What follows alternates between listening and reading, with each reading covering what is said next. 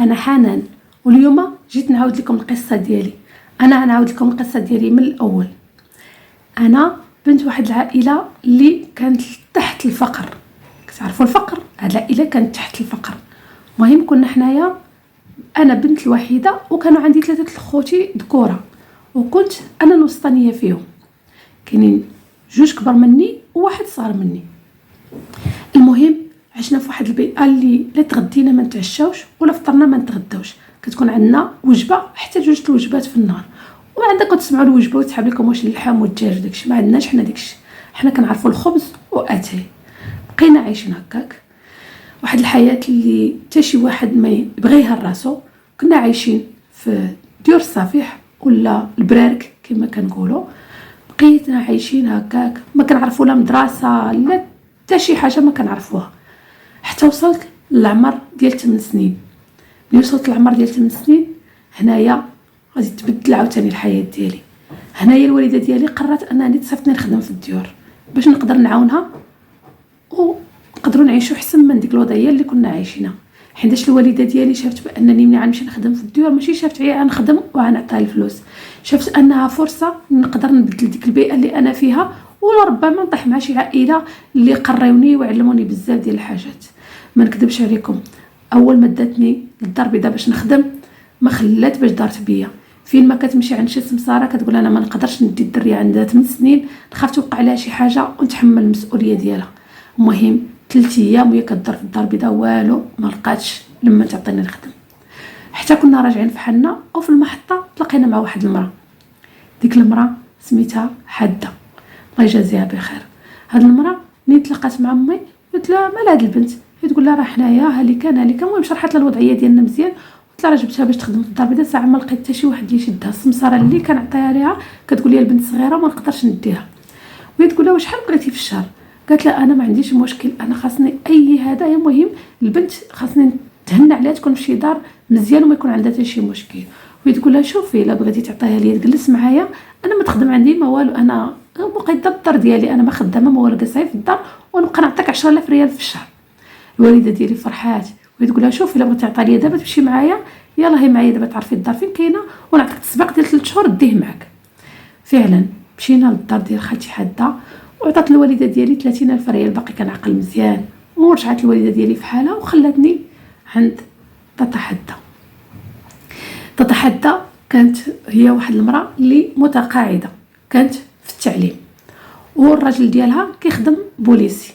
المهم كانوا عائله مزيانين، وكان عندهم 2 بنات وولد. كان ولدهم كيقرا على برا، وكانت واحد بنتهم كتقرا الطب، والبنت الصغيره كانت مازال كتقرا في الليسي. المهم طاطا حده دخلتني لواحد الجمعيه لمحو الاميه. دخلتني، كنت نمشي دائما مورا العصر كنمشي نقرا، وفي النهار تندير معها الشغل وداكشي، وكتعلمني بزاف ديال الحاجات. صراحه لا كنت فرحانه بزاف حيتاش القرايه ما عمرني كنت كنحلم انني نشوف القرايه نهائيا. فعلا كنت كنمشي وكنقرا والعمر كيدوز. ملي وصلت العمر ديال 12 عام صراحه الله تحلوا لي العينين بزاف. خصوصا كنت صاحبت مع واحد 2 البنات. دوك 2 البنات صاحبت معاهم وليت ما كنمشيش نقرا، حيتاش مورا اللي درت محاربه الاميه دخلتني باش نقرا دبلوم ديال الكوافوره ولا ديال الحلاقه. وليت ما كنمشيش لهداك المعهد اللي كنقرا فيه. تراكت مع هاد البنات بقيت ما خليت فين مشيت، ومع هاد البنات هادي تعلمت البليه وتعلمت بزاف ديال البليات.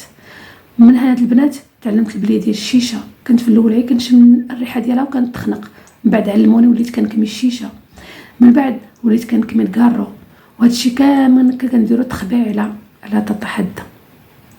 المهم كملت الدبلوم ديالي، وخا ما كندخلش عطاوني الدبلوم حيتاش الدبلوم كان بالفلوس. صراحه الله يجازيها بخير، حيتاش صعيب باش تلقى بحال هذا الانسان اللي يخسر عليك الفلوس باش تقرا ويخلص والديك واخا انت ما كديرش شي حاجه في الدار ديالهم.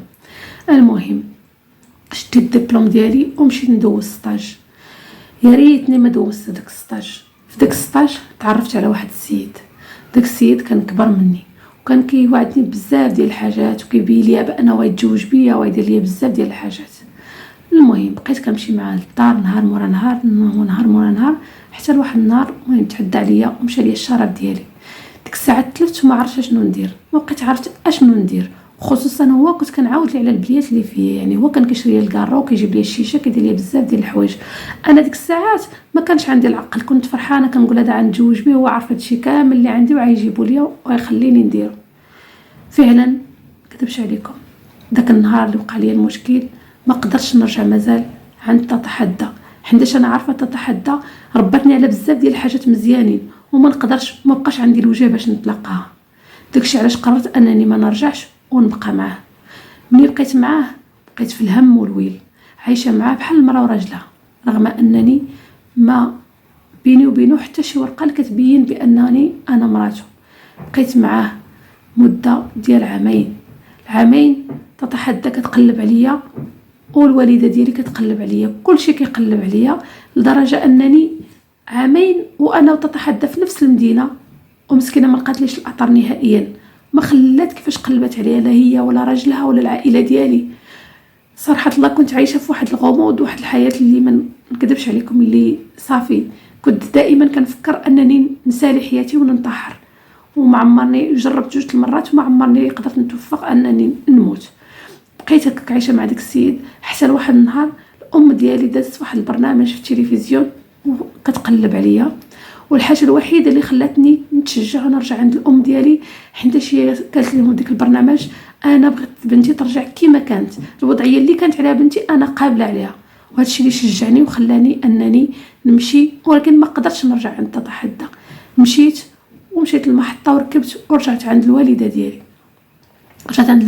صراحه الله فرحوا بيا بزاف، بحال يلاه تزاديت من الاول، وعاودت الوالده ديالي المشكل ديالي من الاصل، شنو وقع ليا وشنو داكشي كامل اللي داز عليا والبليه اللي فيا واي حاجه عاودتها للوالده ديالي. صراحه الله الوالده ديالي ما كانتش هادشي هو اللي بغات فيا، ولكن هذا قدر الله سبحانه وتعالى. صافي جلست في الدار ديالنا، وكانت فرصه في الدار ديالنا انني نجلس، يعني ما بقيتش لقيت الفرصه فين نخرج ولا نمشي باش نرجع للبليه، كنت قطعت البليه نهائيا. صافي قطعت البليه وجلست في الدار ديالنا 3 سنين. عاد جاتني الجرأه انني نمشي انا والوالده ديالي ونطلب تتحدى باش تسمح لي. مشينا عندها، في الاول ما بغاتنيش ندخل الدار ديالها ومن حقها، حيتاش درت فيا الثقه ودرتني اكثر من بناتها وعلمتني بزاف ديال الحاجات، وانا خذلتها وخنت الثقه ديالها. في الاول دخلت على الوالده ديالي، منين الوالده ديالي عاودت لها القصه ديالي وشنو وقع ليا، عاد خرجت عندي تتحدى ودخلتني. ما نكذبش عليكم، ملي عنقتني تتحدى حسيت بزاف ديال الحاجات زوينين، وكرهتش نرجع لداك الشيء اللي كنت عايشه فيه مع تتحدى. بزاف ديال الحاجات زوينين كنت عايشه فيهم مع تتحدى، وانا اللي خسرتهم، انا اللي درتهم بيدي، وانا اللي درت بزاف ديال الحاجات.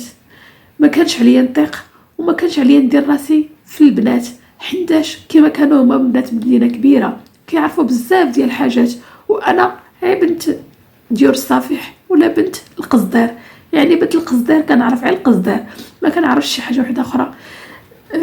ما نكذبش عليكم بقى فيا الحال، حيتاش ما قدرتش نوصل داكشي اللي بغات تتحدى، حيتاش تتحدى كانت دائما كتقول لي انا ما نبغيش نلقاك في نفس الوضعيه اللي لقيتك مع الام ديالك، انا بغيتك تخدمي وتحققي الذات ديالك وتكوني مثال وعبره للناس وحدين اخرين. ولكن انا خذلت تتحدى وما قدرتش نوصل لهذا الشيء اللي بغات. صراحه الله لقاتني تتحدى رجعوا لي بزاف ديال الحاجات اللي في بالي ما كانش خاصني نديرهم نهائيا. صافي قلت لي انا مسامحاك، ولكن حاجه وحده بنتي، ما نوعدكش انني نقدر نتكفل بيك ولا تبقاي معايا في الدار ديالي، ما نقدرش، خاصك ترجعي مع الام ديالك. وفعلا رجعت مع الام ديالي ورجعت للدار ديالنا. الوضعيه كما كان الحال احسن من الاول، احسن من اللي كنت صغيره. المهم بقيت جالسه في الدار شويه، طلعت لي ديك الدار في راسي وخاصني نخدم. صافي انا عندي الدبلوم ديال الحلاقه وكنعرف بزاف ديال الحاجات، ولكن ما عارفاش كلشي على الدومين. مشيت وطلبت ستاج في واحد الصالون اللي كان كبير، وبحكم انني انا باقي ما عارفاش القوالب ديال المهنه وداكشي كنت كنخدم بالنيه ديالي. مولات الصالون شافتني خدمت تقريبا 15 يوم ستاج، قالت لي عادي تخدمي معايا. كانت صراحه الله ما كانتش كتعطيني شي ثمن، كانت كتعطيني 200 درهم في السيمانه، ولكن كنت كنقول انا 200 درهم ماشي مشكل، بحكم انا عادبه ديال الخدمه ما كنعرفش بزاف الحاجات، يعني انا كنتعلم ولا كناخذ 200 درهم واخا عي فلوس ترونسبور. المهم بقيت في داك الصالون حتى تعلمت وحتى طلقت يدي ديال بصح، وليت كوافوره ديال بصح. صراحه الله كانوا بزاف ديال الناس اللي كيجيو للصالون كيطلبوني بالاسم، ما كيبغيوش شي وحده اخرى تقاد ليهم.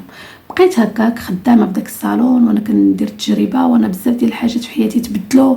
قدرت نعاون الوالده ديالي تفرج، قدرت بزاف ديال الحاجات اللي درت في الحياه ديالي.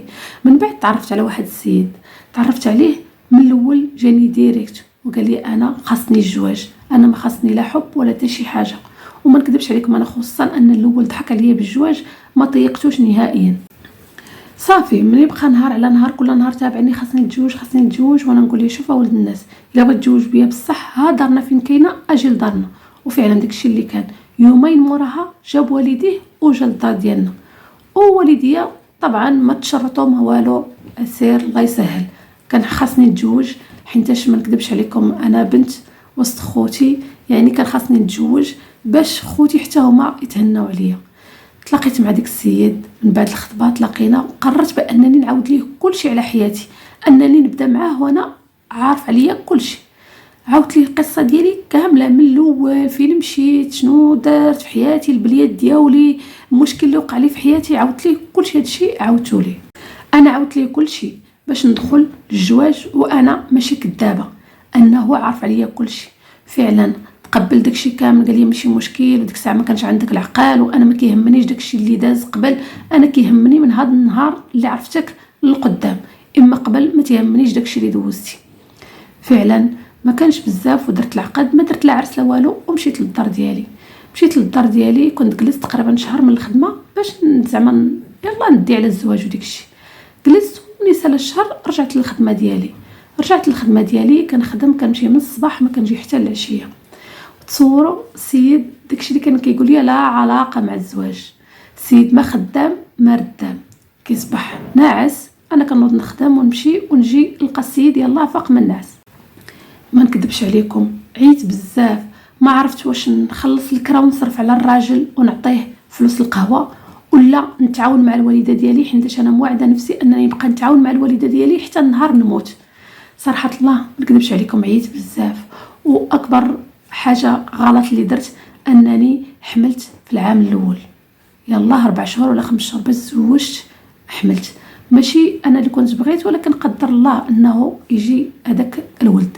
حملت وداز عليا في الحمل ديال بصح، حيت كان عندي مشكل ديال الطونسيون كيطلع ليا، كنت مريضه، كان في اصلا فقر الدم، كان عندي بزاف ديال المشاكل، يعني دوزت واحد الحماله اللي صعيبه وبزاف. صراحه الله ديك 9 شهور دازت عليا ديال بصح، وفي الصالون كانوا كيتعاملوا معايا صراحه الله مزيان، خصوصا اني وصلت 7 شهور. مولات الصالون قالت لي مسكينه عي جلسي في حالك، غتبقاي تجي تخدمي، وانا مع البنات اللي خدامين هنايا غنبقاو نجمعوا لك من الشهر لشهر، نعطيوك داكشي اللي قسم الله، ما نعطيوكش الصالير اللي كنتي كتاخدي في الاخر الشهر، ولكن غنعطيوك داكشي اللي قسم الله. ايوا صافي منين انتقلت جلست من الخدمه وما قلتش للسيد راه انا مولي الخدمه، قالوا لي يتعاونوا معايا باللي قسم الله وداكشي. قلت لي دابا انا جلست من الخدمه، دابا خصك تنوض تخدم على راسك، دابا ما يمكنليناش حنايا نبقاو جالسين كاملين جالسين، خاصك تخدم وانا حامله، يعني غادي يجينا الولد وخصنا بزاف ديال الحاجات. السيد جاوبني واحد الجواب قال لي لا انا اصلا من الاول جوجت مرا خدامه باش تخدم عليا، ماشي انا باش نخدم عليها. قال لي دابا اما عتنوضي تخدمي اما سيري بحالك لداركم. صافي ما نكذبش عليكم، ملي قال لي هكاك مشيت لدارنا وجلست في دارنا حتى ولدت. تصوروا جلست في دارنا حتى ولدت، ما عمرو كلف على راسو حتى يسولي على داكشي اللي في كرشي، حتى انا اللي ما كنسواش عنده ماشي مشكل يسولي على ولده، والو ما عمرو ما سول. حتى النهار اللي جاني الوجع ديال بصح، ودازت عليا ديال بصح، وخصوصا ان كان عندي مشكل طونسيو طالع. المهم ولدت بخير وعلى خير، وحتى البيبي كان مزيان وبخير وعلى خير. الوالده ديالي مسكينه دائما كانت كتقول لي يا بنتي ملي تولدي رجعي الراجل ديالك، حنايا ما عندناش البنت اللي كتطلق، حيتاش غيبقاو الناس كاملين يقولوا انت فيك المشاكل قبل من الزواج وفيك المشاكل من بعد الزواج. صراحه الله كان ما عجبنيش الحال ان الام ديالي تقول لي هكا، ولكن ما عندي ما ندير، بقيت صابره. مورا اللي كملت 7 ايام داتني الوالده ديالي للدار ديالي، ما تقدرش يدخلني، قال لي لا انا ما عندي ما ندير بك لا انت ولا ولدك، سيري في حالك. وفعلا داكشي رجعت مع الام ديالي للدار، وبقيت وبديك الفقصه ديال داكشي اللي دار ليا، بقيت كنتفقس حتى مشى ليا الحليب. يعني هذاك الولد اللي ولدت من النهار الاول مسكين هو كيشرب غير الحليب ديال الحوك، انا ما فيهاش الحليب نهائي. صافي دازت واحد المده تقريبا ديال 3 شهور ولا 4 شهور، قلت الوالده ديالي خصني نطلق، انا ما خصنيش نبقى مع هذا الراجل هذا، هو ما بغانيش انا نبقى ندير به. المهم حاولت نتلاقى معاه وقلت ليه باننا غنطلقوا طلاق اتفاقي. صافي قال لي المهم انا ما نعطيك حتى درهم، بغيتي طلق انا درهم ما نعطيه لك. صافي مشينا للمحكمه، دخلنا عند القاضي وقلت ليه بانني انا وياه بغينا نطلقوا الطلاق اتفاقي. صافي بقى كيهضر معنا القاضي كيسولنا على بزاف ديال الحاجات. قلت ليه انا واحد الحاجه قلتها للقاضي، قلت ليه شوف انا منزله لي على كل شيء، اي حاجه وحده هي ولدي ما عمره ما يشوفو ما يعطيه حتى درهم. ويجاوبني القاضي قال لي هذا ماشي ولدك، ماشي ولد، هذا ولد القانون، وما كايناش شي حاجه غير ما بقاش يشوفو وما يعطيه حتى شي درهم، سواء غيشوفو ولا ما يشوفوش غيعطيه الحقوق ديالو. وفعلا كانوا جوج جلسات وطلقت، بحكم انني عاودت للقاضي داكشي كامل اللي داز والراجل ما خدام ما حتى شي حاجه.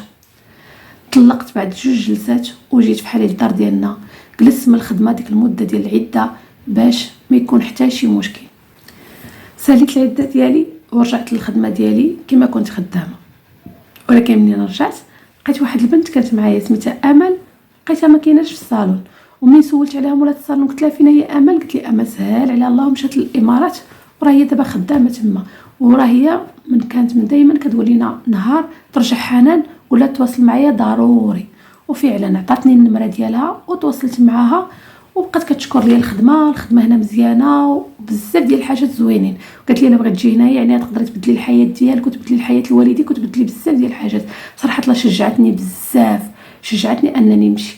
وانا نقول اختي واش تقدري تعاونيني؟ قالت لي ماشي مشكل انا نعاون، كنخلي هذا الصالون اللي انا خدامه فيه هما يصيفطوا لك الكونطرا باش تقدري تجي للامارات. وفعلا برات عليا وجات الكونطرا ومشيت، ولكن ما كانتش هي دبرت لي على الكونطرا فابور. قالت لي غادي ندبر لك على الكونطرا وغتجي، ولكن ملي غتجي هنايا غتخلصي لي مليون، تخدمي هنايا وخلصي لي. ماشي مشكل انا كان خاصني هو نخدم ونمشي. فعلا مشيت لذاك الصالون وبديت خدامه، وما نكذبش عليكم انا ما نشكرش لكم راسي، انا الخدمه ديالي زوينه بزاف، كانت كتعجب بزاف ديال الناس اللي جا عندي كيعاود. وصافي بقيت خدامه في ديك الصالون وعايشه مع امل انا وياها في دار وحده. كنخدم وكاين الكليانات اللي كنخدم لهم في الصالون وهما كيقولوا لي جي عندنا مازال الدار ديالنا تخدمي لينا. وكنت هنايا كناخذ الصالير اللي في الصالون وعاد الفلوس اللي كناخذ من خلال الناس اللي كنمشي عندهم للدار ديالهم. وما نكذبش عليكم عامين واختكم كتخدم بالليل وبالنهار، الحمد لله كنت خدامه بعرق كتافي، ما خدامه لا في شي حاجه حرام ولا والو، كنت خدامه بالليل والنهار. وكنصيفط للوالده ديالي نصيفط لها الفلوس وهي مربيه ليا الولد ديالي ومهليه ليا فيه. بقيت كنصيفط لها الفلوس حتى جمعات 20 مليون. ملي جمعت 20 مليون قالت لي بنتي حنان اش بغيتي ديري بهاد 20 مليون؟ قلت لها الوالده ديالي ديك 20 مليون سيري شري بها شي ارض. وفعلا شرات الارض قلت لها ديرها بسميتك ما ديرها بسميت حتى شي واحد اخر. شريت الوالده الارض ب 20 مليون وبقيت كنصيفط لها عاوتاني الفلوس اللي صيفطتهم ليها كاتبني، كنصيفط ليها كاتبني. المهم 4 سنين عاد قدرت نجي للمغرب.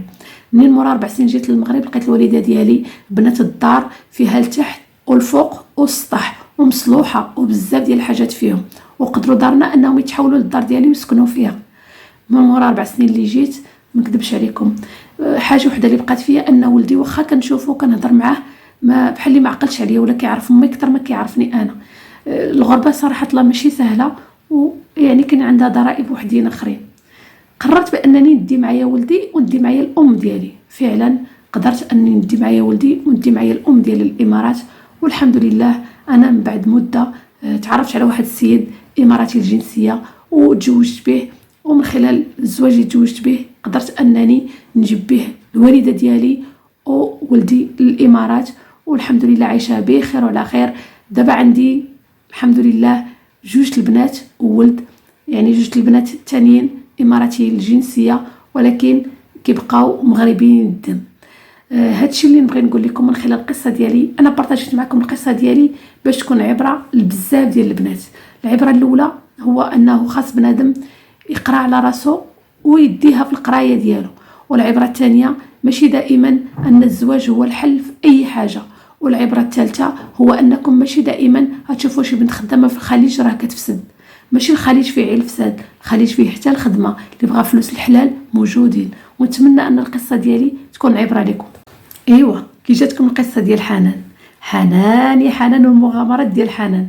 صراحه الله كاينين بزاف ديال الحاجات اللي الانسان خاصو يبقى يخدم فيهم عقلهم بزاف، حيتاش كاين شي مرات الانسان كيخرجوا عليه الرفايق هما اللي كيخرجوا.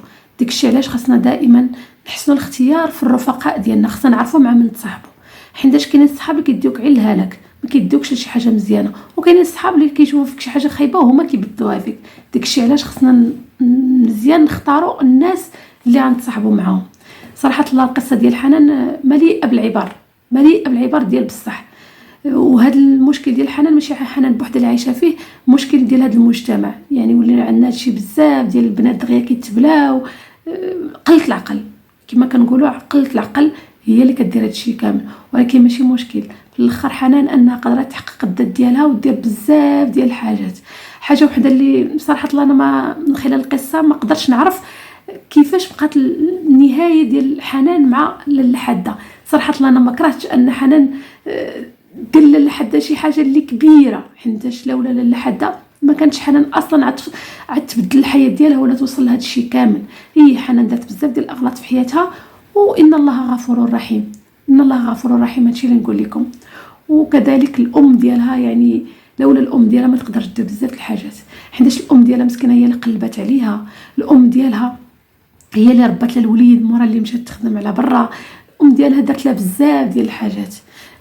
صراحه الله الام واحد الحاجه اللي ما نقدروش ماشي نستغناو عليها، ما نقدروش نتخيلوا حياتنا بلا بها. والله يخلي لكل واحد الام ديالو، واللي الام ديالو ميته الله يرحمها ووسع على ضيقات القبور. هادشي اللي نقول لكم. وتهلاو في الامهات ديالكم، تهلاو بزاف في الامهات ديالكم. صراحه الله انا ما لقيت ما نقول، حيتاش فعلا القصه ديال حنان اثرت فيا بزاف. ما نكذبش عليكم، وخصوصا انا كنامن واحد الحاجه في الحياه ديالي، ان شي واحد لا دار فيا الخير بحال اللي صافي روحي ولات الملك ديالو. راه شتوني ملي كنت كنعاود القصه ديال حنان وكيفاش فاش رجعت عند لاله حاده وحسيت بالغلط اللي دارت، تاثرت. كنت كنحبس الدموع بالدراع باش كنحبس الدموع، حيت راه ماشي ساهل شي واحد يدير فيك الخير، ولا دار فيك شي واحد الخير ودابا اللي قريب ليك وما كيديرش فيك الخير لله في سبيل الله. فما بالك واحد السيده جابتك عين تلاقات مع امك في المحطه وداتك ودارت فيك الخير، يعني قراتك وعلمتك بزاف ديال الحاجات، وكتزيد تخلص الام ديالك عي باش انت تبقى تقرا، وفي الاخر تمشي دير واحد الحاجه اللي توسخ لك الانسان الوجه ديالو. هي صراحه الله ماشي سهله. انا كنبغي من هذا المنبر نشكر لاله حاده، والله ما كرهتش انني نتلاقى مع هاد لاله حاده. وحاجه وحده اللي ملي نتلاقى هاد لاله حاده نعنقها، ما بغيت لا نهضر معاها لا حتى شي واحد، حيتاش صراحه الله كتستاهل ماشي الشكر، كتستاهل شي حاجه فوق الشكر، حيتاش بحال هاد الناس قليلين فينا هما هاد الناس هادو اللي يتهلاو فيك ويعلموك ويقراوك بزاف الحاجات. ما كاينينش هاد الناس هادو. المهم نتمنى ان القصه ديالنا ناخذوا منها بزاف ديال العبر. وكذلك نبغي نقول لكم، طلب منكم الدعم المتواصل ديال القناه، دعموا القناه باللايك والاشتراك، وكذلك بارطاجيو القصه مع الاهل والاحباب، باش ماشي احنا اللي ناخذوا العبره كاملين ان شاء الله يا ربي. وتهلاو في راسكم وخلي قصتي عبره، والسلام عليكم.